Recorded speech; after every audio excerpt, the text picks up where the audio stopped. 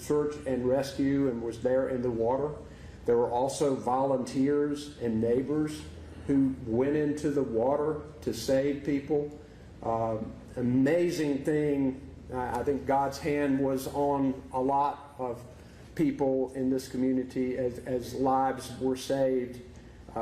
It was horrible to lose 102 people, but we know there could have been many, many more had the warnings and the rescues and the hard work that was done not happened.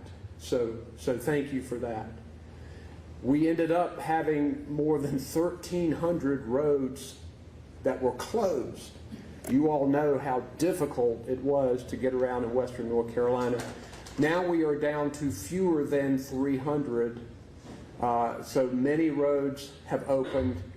We have a lot of work to do. We're going to need significant federal and state money to repair these roads and make them stronger than ever, but that has to be a priority. Western North Carolina roads in general just cost more because of the topography, so we've got to make sure that our state and federal government are aware of all of that. More than a million people had lost power. Now it's down to around 1,000, and that number has been fluctuating, but a lot of work has been done. The Department of Transportation worked closely with utilities to clear roads, to get them into places. Your folks helped with a lot of that. That was positive.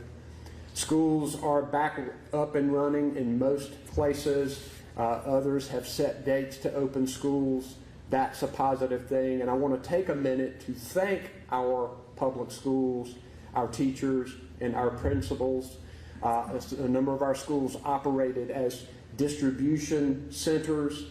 I talked to a number of teachers and principals who were really connected with their students and their families. They were making calls, they were checking on them. Have we got all of our children accounted for? It was amazing how these public schools did that. Public schools from across the state sent staff and counselors to schools to help. And I think it shows us how much our public schools are such an important part of our communities and our livelihoods, particularly in our rural areas. And we must be committed to continuing support for them, as well as helping them to rebuild and recharge out of all of this. We know we have many water and wastewater systems that are back up and running, but there are challenges that remain for a few systems and one big one. And we know that we need significant funding to reinforce and make stronger our water and wastewater infrastructure as we go forward. I'm proud of many businesses that have opened back up.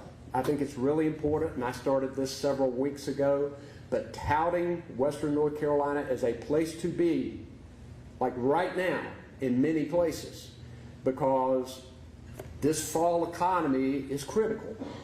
And what we do is tell people to go to drivenc.gov and check to see if the roads are open. Call ahead to make sure that the places that you want to see are open, but get out there and spend your money and help Western North Carolina recover. I think it's important that we do that. Yes, there are things that are devastated, and yes, we need to work really hard in making sure that we repair all of these things, but we can't forget the fact that this economic loss has been significant, and we got to start right now in all of the places that are ready to go. But the small businesses that were damaged need significant help. I talked to a number of them. I had gatherings of them, and some of them are thinking, do I start again? Do I open back up? There are many in Western North Carolina right now who are in the middle of this decision-making process. Low interest, good term loans are nice. It ain't enough, in my opinion, for a lot of these small businesses. We have to be ready to provide grants for them to get going and to assure them that we can get going. One of the things that I heard from small businesses, and this is the way small businesses are, they were worried about their employees. You know, my employees, it's going to be hard for me to pay them. We are closed. We're trying to figure out what to do. And they found out that our maximum unemployment was $350 a week. And they were complaining to me about how can anybody live on $350 a week? What I did was go ahead and issue an executive order pushing that up to $600 a week.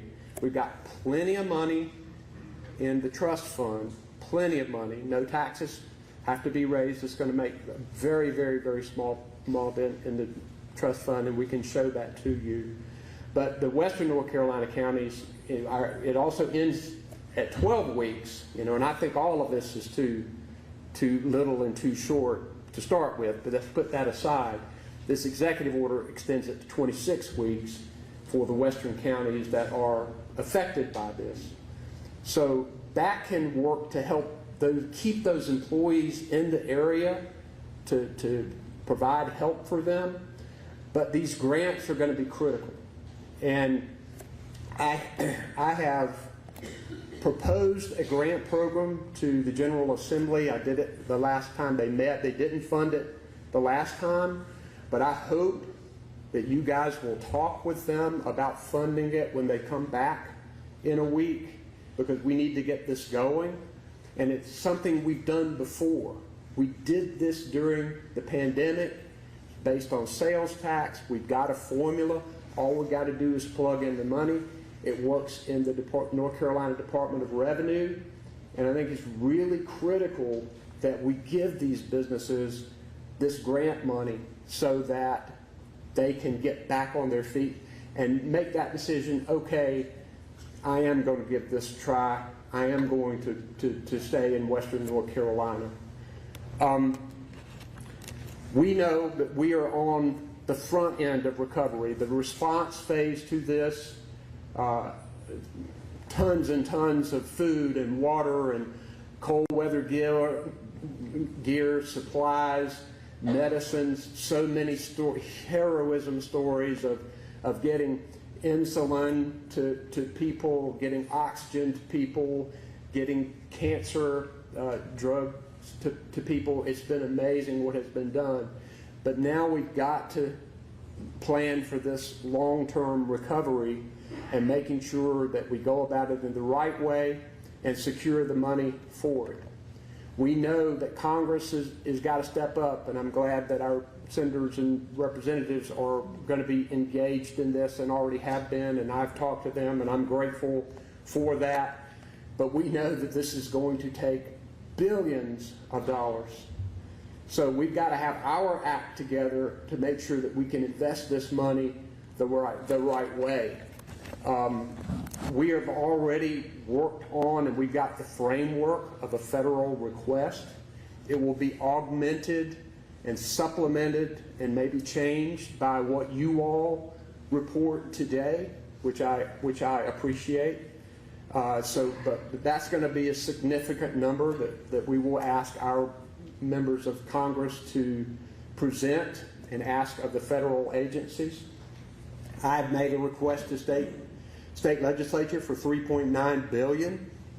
We need that money now because a lot of this federal funding comes a lot later. We have to front the money.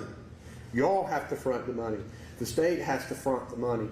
So we know we got a lot to do, so we're going to need that. Our small business grants need help. And one of the big issues that we found in Tropical Storm Fred, and we were successful with this, is our private roads and bridges, which aren't covered by a lot of the federal stuff. We are working now with FEMA, and Administrator Criswell may have talked with you about it this morning. We're working on them funding a portion of this, which we hope we can do, but we're going to need state government to help us because these private roads and bridges connect not only people's homes but entire communities. We were very successful with Tropical Storm Fred, and I thank the state legislature for having the wisdom to appropriate money for us to do that, and I think we built back 125 of them, and many of those survived this storm, which is a good thing and a positive thing. So that's going to be important. And I will say, lastly, that as a state legislature, they're really going to have to think about priorities here and understanding that this storm's going to take a big chunk out of this and future budgets. And we got income tax cuts and corporate tax cuts and other things that are coming into play, and so the predictions are that we've got a smaller and smaller amount of money to meet the needs of an ever-growing state coming in. So we got to make sure that the legislature prioritizes this recovery in the competition for lots of good things that are out there. So I would urge you all, particularly when there are other things that pop up that may be new or that may be expanded that would be less important than recovery, then you all need to be standing up for that. It's time for us to all come together. I've talked to many of you all in this group from time to time. I believe that we will. I believe in Western North Carolina. I believe in their determination, their courage, their stamina, their resilience. Almost everybody I've talked to, no matter how much hell they went through, they are upbeat, determined, and want to rebuild stronger than ever. Let's just make sure we come together to help them do it. I look forward to listening to your reports. I'm going to go right down there where I'm supposed to be, and I thank you for the opportunity. Appreciate it. Thank you.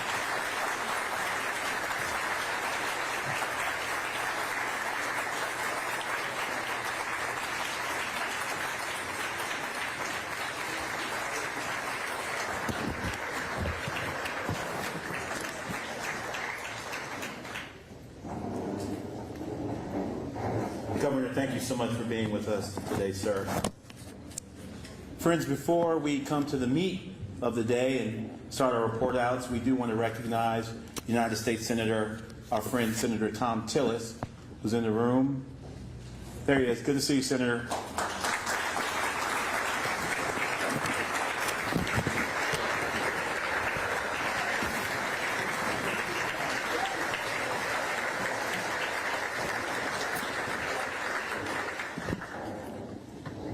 At this time, we will hear from our 5 breakout groups. I want to remind those who are reporting out the findings that you will be limited to 15 minutes and that it is important that we stick to this time limit so that everyone can be heard. Also, as we engage in these breakout reporting, let's all listen with intention and purpose as we hear what each other has to say. Some of this will no doubt fit in with your experiences, but there will also be opportunities to learn from the experiences of others and think more about how we might work together to address the challenges ahead. Finally, know that the information that we gain from these sessions and what we hear now will not just disappear into the ether. Our organizations will take steps to follow up and ensure that the findings from today become part of the effort to advocate on behalf of Western North Carolina recovery. So with that said, I'm going to call on the speakers from each group, and I'm going to ask, there's 3, at least three folk in each group from High Country, Foothills, Land of Sky, Southwestern Commission, and Western Piedmont.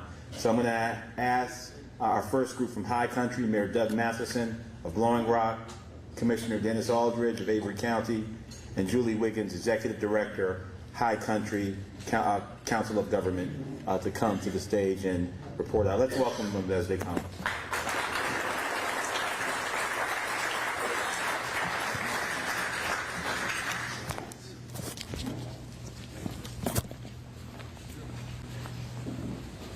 Thank you. It's